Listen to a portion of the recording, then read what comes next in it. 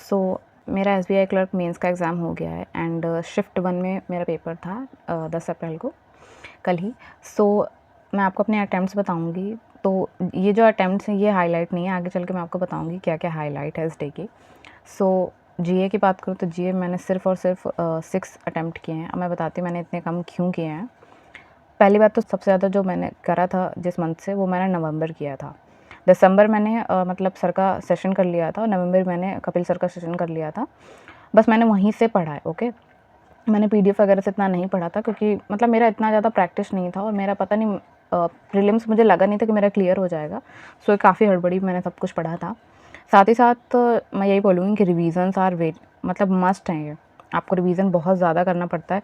आपके खुद के नोट्स के भी रिवीजन आपको बहुत बार करना पड़ेगा। आपको बाद में समझ में नहीं आएगा कि ये क्वेश्चन में आपको इतना डाउट क्यों हो रहा है, वहाँ पे जाके बहुत सारा डाउट हो जाता है। अब देखो मैं बताती हूँ कि आपको क्या-क्या करना चाहिए, हाइलाइट क्या था। सबसे पहली बात तो यार देखो, दिसंबर मंथ जो था ना बहुत डोमिनेंट था। दिसंबर मंथ से बहुत ज़्यादा क्वेश्चन आए थे। लगभग मैं बोलूँगी 8 से 10 क्वेश्चन तो दिसंबर मंथ से ही थे शिफ्ट 1 में।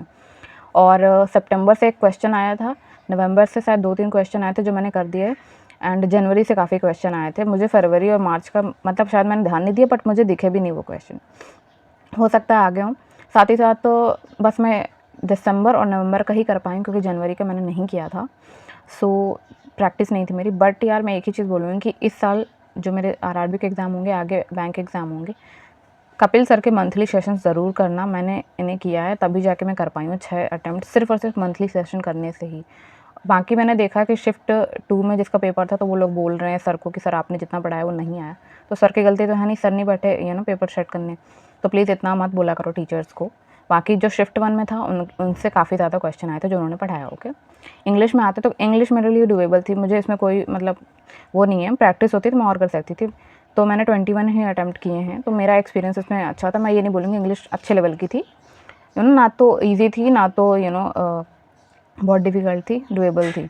रीज़निंग की बात करूँ तो मैंने 18 किए हैं। बहुत ज़्यादा प्रैक्टिस की ज़रूरत है रीज़निंग में, मैंने प्रैक्टिस इतनी नहीं कर रखी थी। पज़ल मैंने बिल्कुल नहीं किए, सारे मिसलेनियस ही करे मैंने। और मैंने क्रिटिकल रीज़निंग से लगभग आई थिंक मैंने 7 से 8 क्वेश्चन तो सिर्फ क्रिटिकल रीज़निंग के ही कर लिए हैं, ओके। बाकी मिसलेनियस किए थे मैंने। एक रिजल्टेंट बेस्ड अल्फ़ान्यूमेरिक का आया था तो वो मैंने किया है। क्वांट की बात करूँ तो 19 अटेम्प्ट मैंने किए थे यार, ये सबसे ज़्यादा ईज़ी आया था। मुझे पता नहीं था, मैंने सिर्फ नंबर सिस्टम एंड अलजेब्रा मैंने बहुत अच्छे से कर रखा था। मैंने इससे ही 4 से 5 क्वेश्चन आराम से कर ली, नंबर सिस्टम एंड अलजेब्रा से। बाकी एक क्वेश्चन तो यार लिटरली 14 × 5 ऐसे आया था, इज़ इक्वल टू एक्स ऐसे करके आया था। मतलब इतना ईजी क्वेश्चन वहाँ पे रखा हुआ था, तो मैंने 2-3 बार तो क्रॉस चेक कर लिया उसको। मतलब इतना ज़्यादा ईजी क्वेश्चन था वो, तो मुझे लग रहा था कहीं इसमें कोई ऐसी कंडीशन तो नहीं दे रखी है, तो बहुत ज़्यादा। लेकिन क्वांट बहुत ईजी आया था, बहुत डुएबल आया था।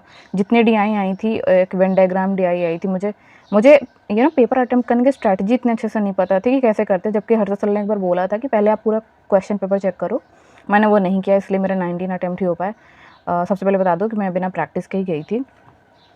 तो अगर मैं ओवरऑल बात करूँ तो फर्स्ट शिफ्ट में आपका जीए एंड क्वांट इजी लेवल का आया था। मैं फर्स्ट शिफ्ट की बात कर रही हूँ। जीए डुएबल था, क्वांट भी इजी लेवल का था, रीजनिंग आपका बिल्कुल डुएबल था, इंग्लिश आपका बिल्कुल डुएबल था। तो फर्स्ट शिफ्ट टोटल मैं बताऊँ तो बहुत अच्छी शिफ्ट थी। अगर कोई बहुत अच्छे से प्रैक्टिस करके गया, 1 से 2 महीने भी अगर उसने प्रैक्टिस करी, मैं सिलेबस की बात नहीं कर रही, प्रैक्टिस की बात कर रही हूँ, तो वो आराम से 80 प्लस बहुत आराम से लेकर जाता। मैंने 64 अटैम्प्ट किए हैं और मैं बहुत हैप्पी हूँ अपने अटैम्प्ट से, क्योंकि मेरा पहला मेंस एग्ज़ाम था। सो आई थिंक ये मेरे हिसाब से काफ़ी सही था। हाइलाइट ऑफ द डे था यार कि यार मौसम इतना अच्छा था।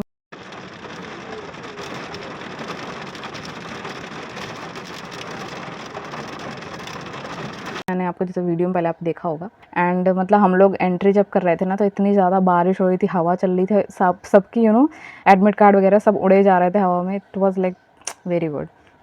दूसरी चीज़ की जो मेरे पेरेंट्स तो बहुत हैप्पी थे, मतलब पहला मेंस था मेरा, वो इतने में ही खुश थे, बहुत ज़्यादा हैप्पी थे। सो प्रीलिम्स के बाद से उनका ऐसा है कि बस वो बिल्कुल पॉजिटिव हैं, हैप्पी हैं। सो वो सबसे बड़ी हाईलाइट है।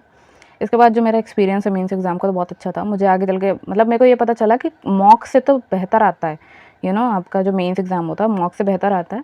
एंड आरआरबी के लिए बिल्कुल रेडी हूँ मैं, एंड मेंस मैंने एग्ज़ाम दे लिया, तो इतना मेरा मतलब दिमाग से वो चीज़ हट गई कि यार मेंस एक हवा बना रहता है।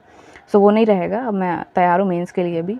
कुछ चीज़ें मैं बताना चाहूँगी जो मेरा वो था, जितनी मैंने तैयार करी तो यार वेस्टेड पोटेंशियल गया मेरा। मुझे लग रहा था कि 1 महीने में कुछ नहीं हो सकता, 1 महीने में तो बहुत ज़्यादा कुछ हो सकता है अगर आप प्रैक्टिस करने बैठो। सो वही है यार कि मतलब जितना हो सके आप प्रैक्टिस करो, जितना भी आपने पढ़ा उतना ही प्रैक्टिस कर। मैं कर सकती थी, मैं 80 तक जा सकती थी, मुझे इतना पता है। मैंने अगर अच्छे से प्रैक्टिस करी होती। मैं क्वांट एंड रीजनिंग की बात कर रही हूँ, इंग्लिश की भी बात कर रही हूँ। जीए तो चलो आपके रिवीजन के ऊपर है।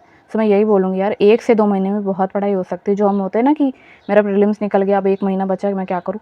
प्लीज़ जितना हो सके जम के पढ़ो। ये मैंने देख लिया, आगे चल के अगर मुझे कभी ऐसा लगेगा, मैं पूरा अपनी मेहनत करूँगी। ओके, सो यही मेरा ओवरऑल एक्सपीरियंस था। आपके कितने अटेम्प्ट्स हुए, आपका कौन सा शिफ्ट था, मुझे ज़रूर बताना। एंड 2025 के एग्ज़ाम के लिए तो बिल्कुल ही रेडी हैं हम सब। सो उसके लिए भी आगे मैं लेकर आऊँगी कि मेरी क्या खुद की स्ट्रैटेजी है, मैं कैसे तैयारी कर रही हूँ। सो आप बताना मुझे कमेंट में। Okay, and thank you so much. Subscribe to the channel. Bye.